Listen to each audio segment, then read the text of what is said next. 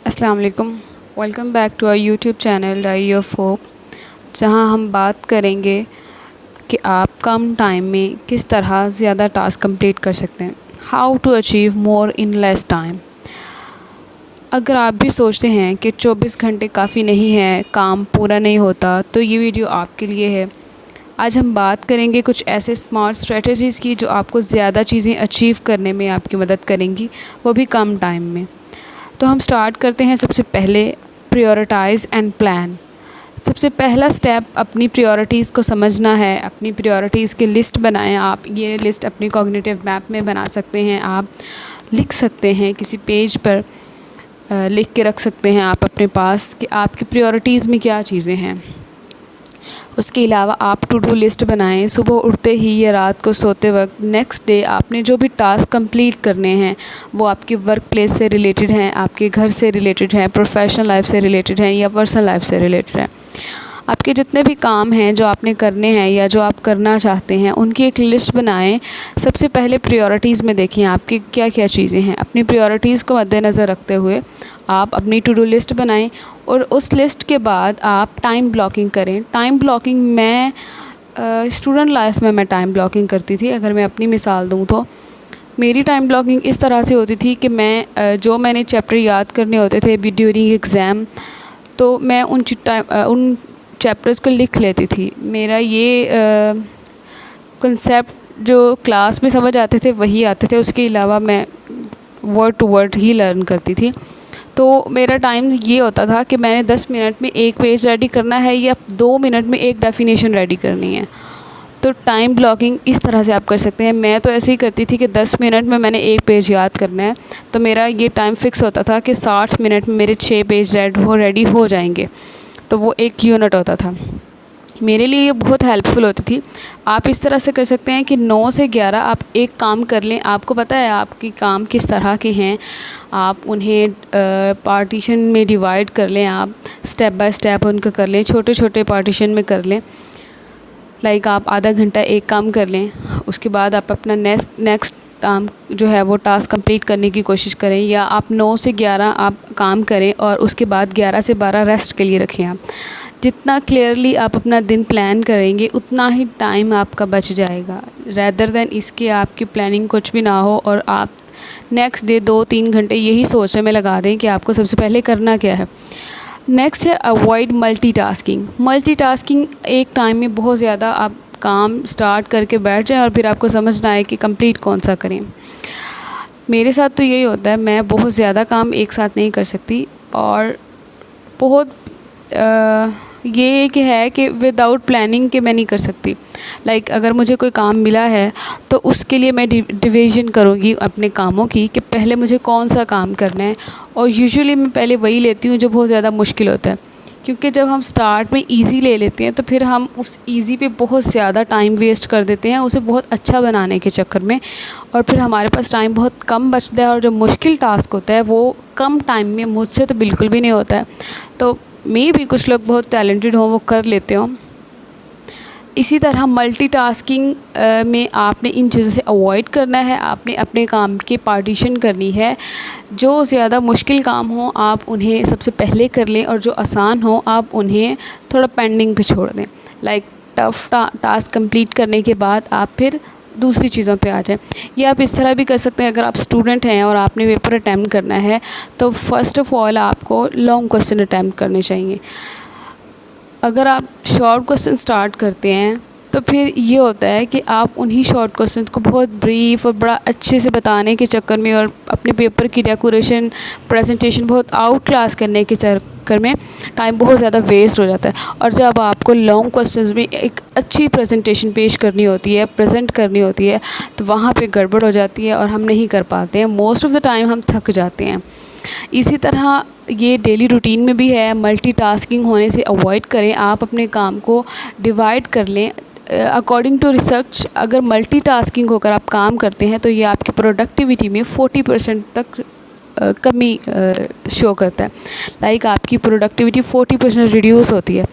उसके बाद deep work, जब आप काम करते हैं तो डिस्ट्रैक्शंस दूर रहें, अपने फ़ोन को एयरप्लेन मोड में लगाएं, सिर्फ एक टास्क पे फोकस करें आप, कम्युनिकेशन से अवॉइड करें। कुछ लोग ऐसे होते हैं जो बात करते वक्त ज़्यादा अच्छे से काम कर लेते हैं, कुछ लोग ऐसे होते हैं जो अकेले बैठकर अगर काम करें तो वो बहुत अच्छे से करते हैं।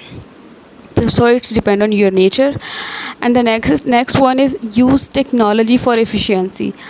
अच्छा, ये है कि आजकल टेक्नोलॉजी से बहुत ज़्यादा इजी काम हो गया है। अगर आप टेक्नोलॉजी का सही यूज़ करते हैं तो आप अपने टाइम को सेव कर सकते हैं। ऐप्स जैसे नोशन है, टूडूइस्ट है या ट्रेलो है, आपको अपने काम को ट्रैक करने में हेल्प करते हैं ये, जिसमें ऑटोमेशन टूल्स आ जाते हैं जैसे कि ईमेल स्केड्यूलिंग, सोशल मीडिया या पोस्ट स्केड्यूलिंग है।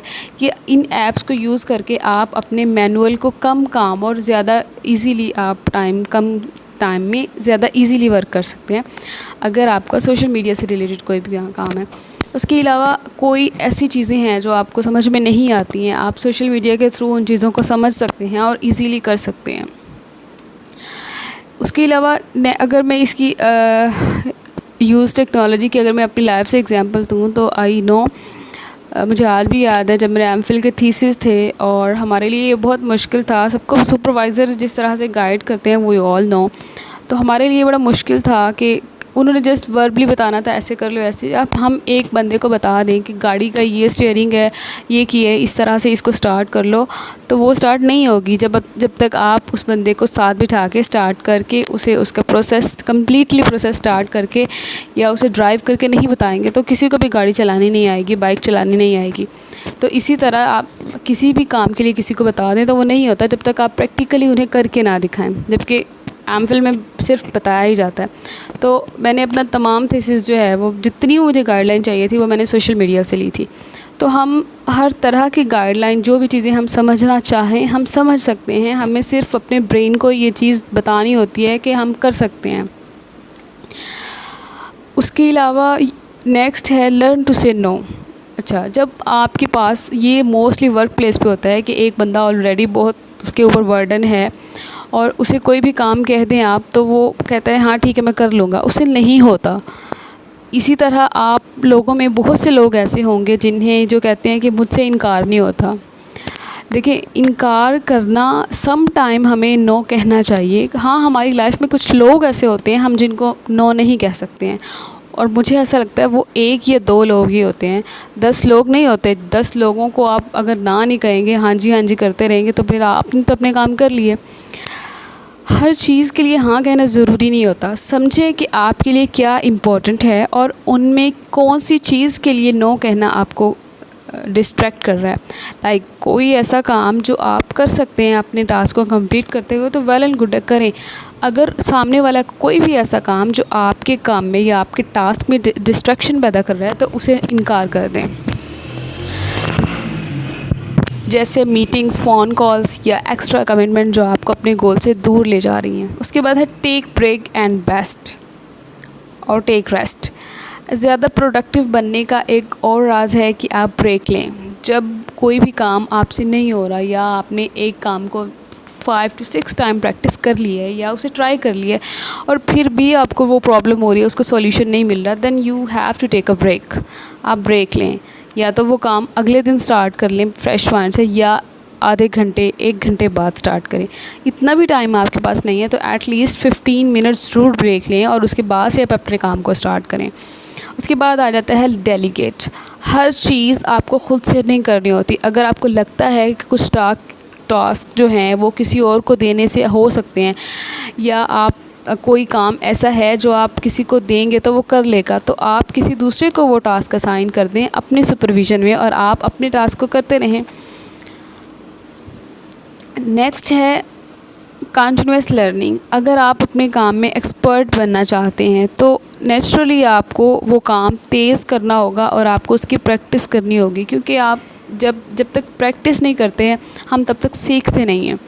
ठीक है, रोज़ थोड़ा टाइम अपनी स्किल को अपग्रेड करने में लगाएं, जैसे स्पीड रीडिंग सीखना है, न्यू टेक्नोलॉजी या टूल्स को सीखना है, इससे आपकी एफिशिएंसी बूस्ट होगी।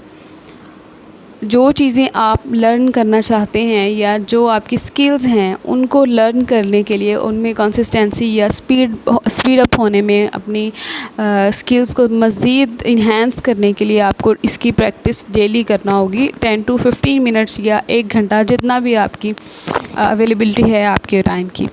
अगर हम इन सब चीज़ों को कंक्लूड करें तो ये कुछ सिंपल टिप्स है जिनके ज़रिए आप अपने काम को अचीव कर सकते हैं, अपने गोल्स को, या कम टाइम में आप अपने टास्क कंप्लीट कर सकते हैं।